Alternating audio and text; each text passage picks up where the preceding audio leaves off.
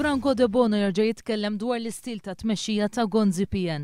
F'intervista ma' The Malta Independent on Sunday jisħaq li l-Partit Nazzjonalista għandu bżonn jerġa' jikseb l-appoġġ tal-Maltin u l-Awċin wara t-telfiet li ġarra fl-elezzjoni tal-Parlament Ewropew u fir-referendum tad-divorzju.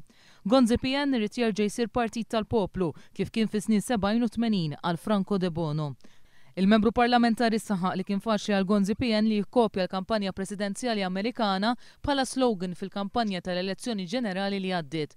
Iżda bħala stil ta' tmexxija Gonzi PN kien falliment sħiħ.